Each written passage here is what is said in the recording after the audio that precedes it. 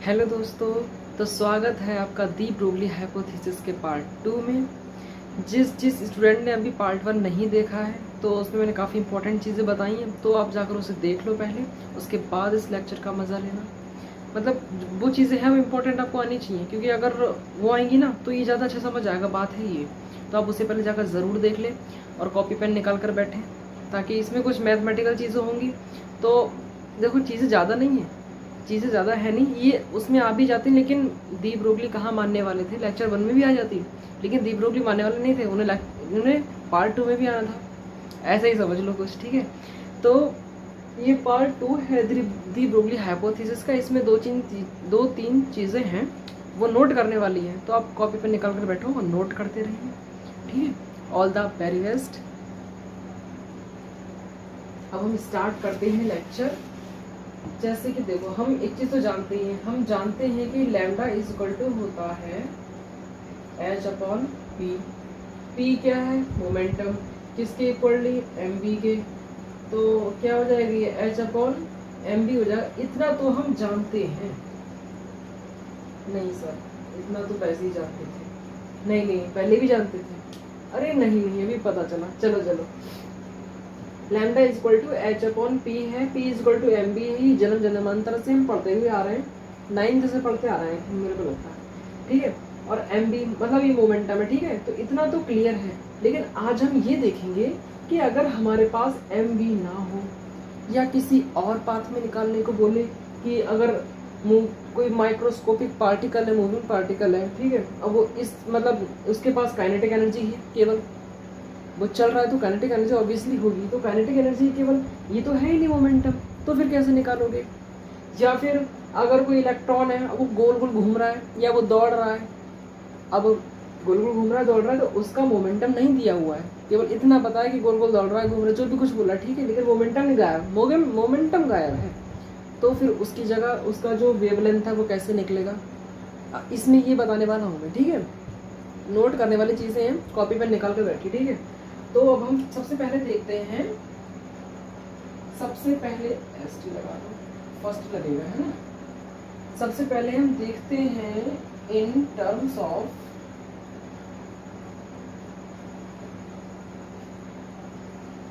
Kinetic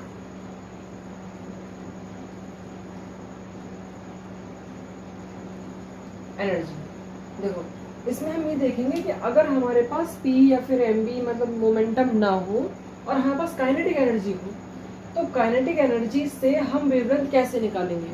kinetic energy क्या है? Kinetic energy हम आई थिंक मुगलों के ज़माने से जानते हैं कि equal to half M V square. सब जानते हैं इसे, तो पढ़ा हुआ होगा, 9th में, 9th से चला आ रहा है, ठीक है। अब इसमें क्या करना है कि आप देखो, हम क्या निकाल रहे हैं, हम ये निकाल रहे हैं कि काइनेटिक एनर्जी में कुछ ऐसा वो पॉइंट तो नहीं है, कोई ऐसी स्टेज तो नहीं है इसकी कि इसमें हमें एम बी अपने आप मिल जाए। अगर एम बी अपने आप मिल जाएगा तो बहुत सुंदर सी बात है, हम इसमें मतलब एज इट इज रख देंगे इसकी वैल्यू जो भी, ठीक है। तो हम ये निकालेंगे इससे काइनेटिक एनर्जी को, इसके मतलब इसके उसमें निकालेंगे कि अगर एम बी मिल जाए तो बहुत ज़्यादा अच्छी बात है, ठीक है। अब देखो, हाफ एम बी स्क्वायर में हमें करना क्या है कि m अपॉन m का मल्टीप्लाई कर देना है और कुछ नहीं करना है, ठीक है। m अपॉन m का मल्टीप्लाई करना है, तो देखो ये वाला m और ये वाला m तो m स्क्वायर हो जाएगा, और ये वाला m है इस 2m के साथ आ जाएगा, क्लियर है। तो हाफ 2m ऐसे लिख दो, इसको कुछ नहीं करना है, इनटू का साइन हमने एज इट इज लगा रखा है। m का m स्क्वायर हो जाएगा, ठीक है। और v का ऑब्वियसली पहले से ही स्क्वायर है, तो हम इसे लिख सकते हैं इस तरह से। कोई दिक्कत, कोई परेशानी? ये सुंदर ना लग रहा हो तो कमेंट में बता देना, और ज़्यादा सुंदर हो जाएगा, ठीक है। अब आगे सुनो, और 2ms लिख दें। वी नो दैट, क्या जानते हैं हम जानते हैं P equal to M B. जानते नहीं जानते हैं? लेक्चर 1 से जान रहे हैं, मुझे लगता है काफ़ी 9th से जान रहे होंगे, ठीक है। P equal to M B, तो इसकी जगह ये रख देंगे, रख दिया, पी स्क्वायर हो गया। अब क्या करना है कि ये ऐसे ले आओ इधर, क्लियर है। एक मिनट रुक, मैं देख लूँ तो ज़्यादा नीचे तो नहीं है, कि ये दिख रहा है, दिख रहा है, चलो दिख तो रहा है, ठीक है। के इक्वल टू होगा पी स्क्वायर अपन 2m, अब इसको उठा के हम थोड़ा सा इधर ले आए, के स्क्वायर कर दूंगे, देखो इसके हो जाएगी जरा देर में, पी स्क्वायर अपॉन 2m। सुंदर है, अच्छा लग रहा है। अब क्या करना है, इस पी स्क्वायर को उठा के इधर ले आओ, तो पी ई स्क्वायर इधर आ जाएगा, के 2m आ गया।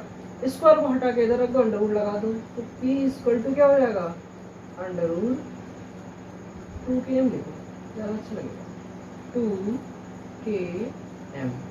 क्लियर है। अब देखो इसे थोड़ा सा सेपरेट कर दो, थोड़ा सा लग देखिए, ये इस तरह इधर आ गया, ठीक है, थोड़ा सा, हाँ ठीक है, अब समझ जाओगे। अब देखो क्लियर हो रहा है। देखो हमने पहले लिया काइनेटिक एनर्जी, काइनेटिक एनर्जी को हमने ऐसे तोड़ा कि वो मोमेंटम निकल कर आ जाए उसमें से, ठीक है। तुमने क्या किया, m अपॉन m का सबसे पहले मल्टीप्लाई किया है, तो m और m ये हो जाएगा m स्क्वायर, और ये v ऑब्वियसली पहले से ही स्क्वायर है, तो इनका होल में स्क्वायर कर दिया, कोई दिक्कत तो नहीं है। अब देखो ये 2 है, ये बेचारे m के साथ चले गए यहाँ पे, उन्हें इसमें कोई दिक्कत नहीं, उनके साथ रह लेंगे, अच्छी बात है। 1 है, ये 1 से, अब देखो p इक्वल टू m भी है, तो p स्क्वायर हो जाएगा, बिकॉज m और v का पहले से ही स्क्वायर है, तो p का स्क्वायर हो जाना लाजमी है, ठीक है। अब अच्छी बात है, इस 1 से इसका मल्टीप्लाई हो गया। अब इस पी स्क्वायर को हमने थोड़ा सा दिखाया ताकि दिख जाए, तो जगह नहीं थी, तो के इक्वल टू हो गया पी स्क्वायर अपॉन 2m। सुंदर, अच्छी बात है। पी स्क्वायर को उठा के यहाँ ले आए, अब इसका अंडर रूट आ गया, स्क्वायर गया, तो ठीक है। अब इतनी वैल्यू हो गया। अब देख रहे ये देखो आप, ये है P, P equal to M B, तो है तो मोमेंटम ना, तो हमने काइनेटिक एनर्जी से क्या निकाल लिया, मोमेंटम। अब काइनेटिक एनर्जी से मोमेंटम आ गया, तो मोमेंटम की जगह रख दिया जाएगा, ऑब्वियसली इसमें कोई दिक्कत वाली बात नहीं है। जब दिक्कत वाली बात नहीं है तो हम ऐसा करेंगे कि ये जो हमारा लैम्डा हो गया है वो इसके बराबर भी हो जाएगा। अच्छा एच से कोई दिक्कत तो नहीं, बता देना, ठीक है। देखो सुंदर लगा, मैंने इसे बनाया, अब जैसे चाहो वैसे बना लो, मुझे मतलब सही आता है। और कहाँ गया, lambda equal to H upon M B है। अब एम बी मतलब पी, तो पी की जगह क्या आ जाएगा, अंडर रूट 2km, 2km, खत्म। देखो अभी बहुत से टर्म्स आएंगे इसके आगे, लैम्डा कईयों के बराबर निकलेगा अभी, अच्छी चीज है ये, देखो सुंदर है। तो इस तरह से अगर आपके पास काइनेटिक एनर्जी हो तो आप मोमेंटम निकाल सकते हैं। ये जो है ना, ये इसे उठा के रखना थोड़ा सा,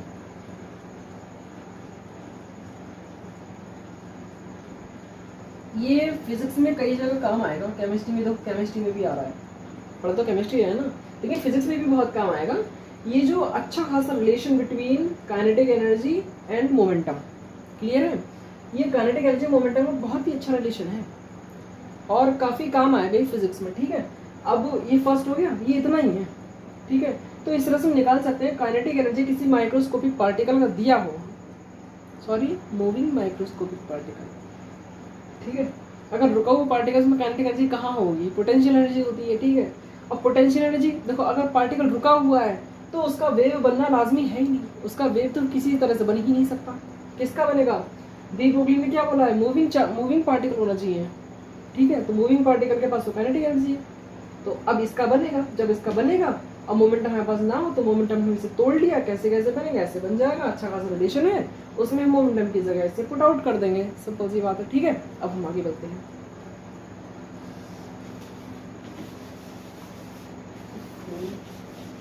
उतार लिया ना, अगर नहीं उतारा हो तो प्लीज वीडियो को बैक कर लीजिए और उतार लीजिए। अब हम देखते हैं सेकंड,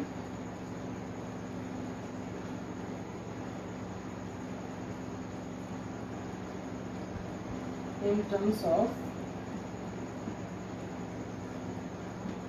potential, क्लियर है, वही फिजिक्स वाला, अरे वही जो 12th में हम लोग पढ़ के आए पोटेंशियल।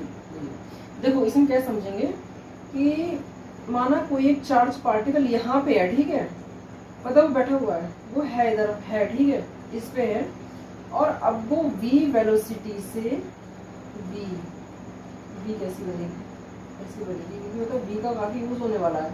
अब उसी को पोटेंशियल से दिखाना है और वेलोसिटी का डिफरेंस करना, थोड़ा डिफरेंस होगा। देखो जो वेलोसिटी वाली v होगी ना, उसको मैंने ऐसे कर दिया है, ये वेलोसिटी है, ध्यान रखना, ठीक है। वेलोसिटी वाला जो v होगा उसका हमने एक पैर को मोड़ दिया है, अब देखो क्यू वाला जो है, जो क्यू एक चार्ज है, तो वो v वेलोसिटी से यहाँ पर आ गया, तो पहले उसका जो पोटेंशियल था वो था 0। क्या था? 0। अब यहाँ से खिसक खिसक के आते आते कितना हो गया? v।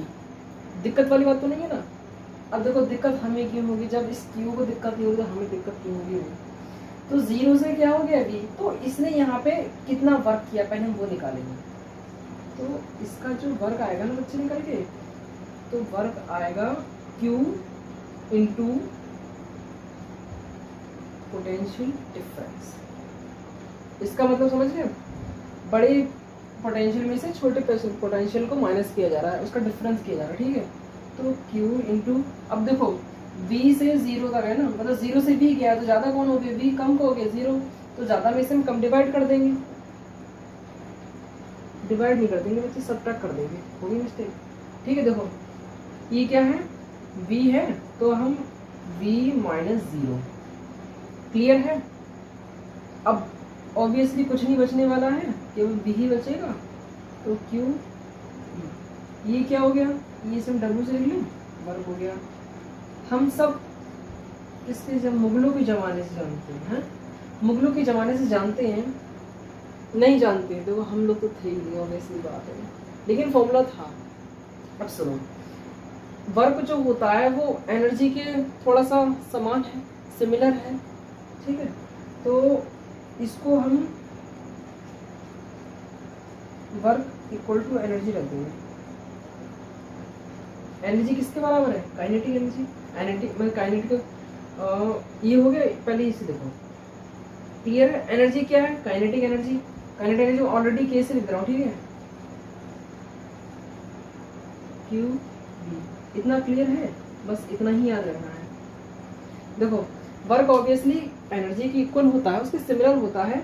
अब वर्क ऑलरेडी क्या है? क्यू भी है, देखो क्यू भी है, तो एनर्जी उसकी भी, तो एनर्जी के भी सिमिलर हो जाएगा। तो एनर्जी क्या है? अब देखो अगर हम किसी का दी ब्रोगली हाइपोथेसिस से लैम्डा निकालेंगे तो ऑब्वियसली वो काइनेटिक एनर्जी ही रखेगा अपने पास, ठीक है। तो इसीलिए इसके पास k है, जब k है तो k इक्वल टू क्यू और ये v।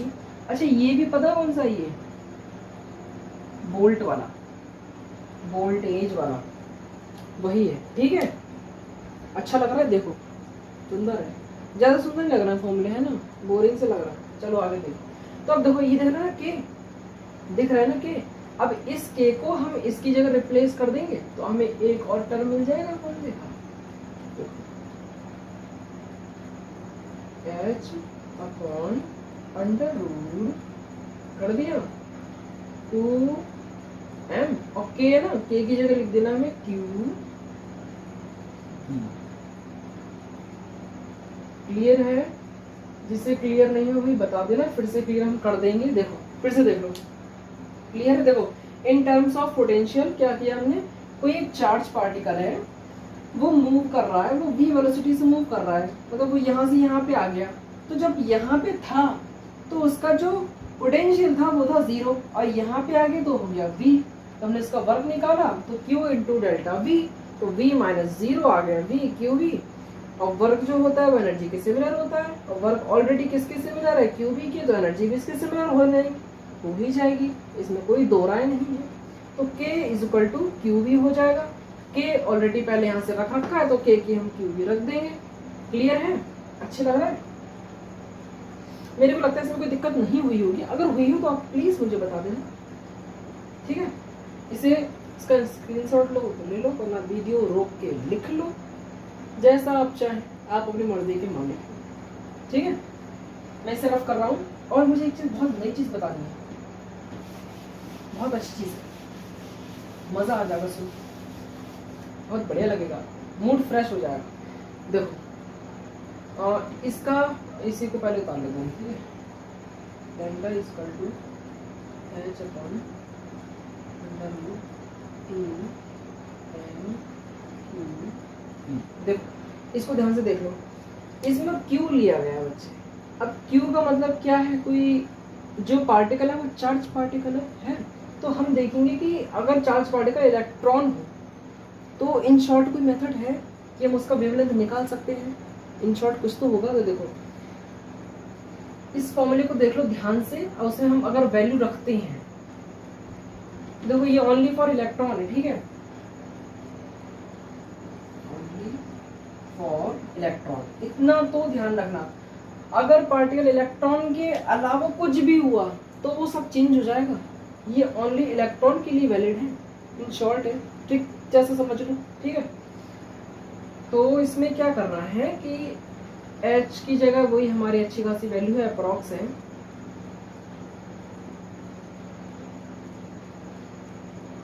जूल सेकेंड, दिक्कत तो नहीं है, अच्छे लग रहा है ना वैल्यू। अब इलेक्ट्रॉन के लिए, इलेक्ट्रॉन ही ले लेना, तो इलेक्ट्रॉन का जो मास है वो देखो,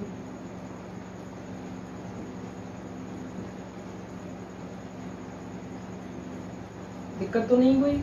अब Q है, Q का मतलब एक इलेक्ट्रॉन, इलेक्ट्रॉन का मतलब 1.6 into 10 to the power -19 coulomb charge है, नहीं, ठीक है। V हमें पता ही नहीं है, तो जब इतनी वैल्यूज आप इस फॉर्मूले के अंदर पुट करोगे तो आपको एक छोटी सी चीज मिलेगी, वो मिलेगी 12.27 इंटू √। ये ट्रिक जैसा समझ लीजिए। देखो जो चीज कांस्टेंट है, वो जो बदल नहीं सकती, वो मैंने इसमें रख दी, इससे हमें ये वैल्यू मिली, और इस वैल्यू का आप यूज कर सकते हो एक इलेक्ट्रॉन के लिए, उसका वेवलेंथ डिफाइन करने के लिए आप इसका यूज कर सकते हो। क्लियर है? तो इसे आप नोट कर लें, ये बहुत काम आने वाला है मेरे को लगता है, ठीक है। और हाँ, एक और चीज, अगर पार्टिकल और हो जाएगा ना, प्रोटॉन, अगर कुछ भी हो जाए तो ये फॉर्मूला चेंज हो जाएगा। ये ओनली इलेक्ट्रॉन्स के लिए वैलिड है, इसका आपको ध्यान रखना है, क्योंकि इसमें सारी वैल्यूज ना इलेक्ट्रॉन की रखी गई हैं। ये तो है इसी की, इसकी तो कोई दिक्कत ही नहीं है, लेकिन ये भी इलेक्ट्रॉन का है, ये भी इलेक्ट्रॉन का है, ठीक है। कोई दिक्कत बता देना, फिर से दिक्कत का सॉल्यूशन किया जाएगा, ठीक है। कमेंट्स में लिख देना अगर कोई दिक्कत हो तो, नोट कर लो इसे। ओके, हम रफ कर रहे हैं, इसे हमने रफ कर दिया है। अब हम थर्ड टर्म की ओर चल रहे हैं, छोटी छोटी टर्म से होते हुए। अच्छी खासी टर्म है ये,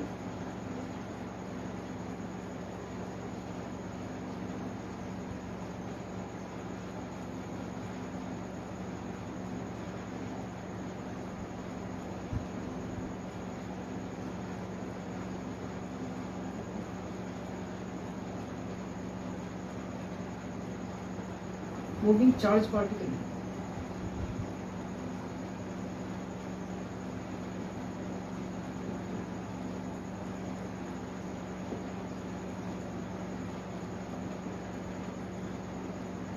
देखो, in terms of moving charge particle in circular path, वो एक चार्ज है छोटा सा, क्यूट सा नन्हा सा चार्ज है।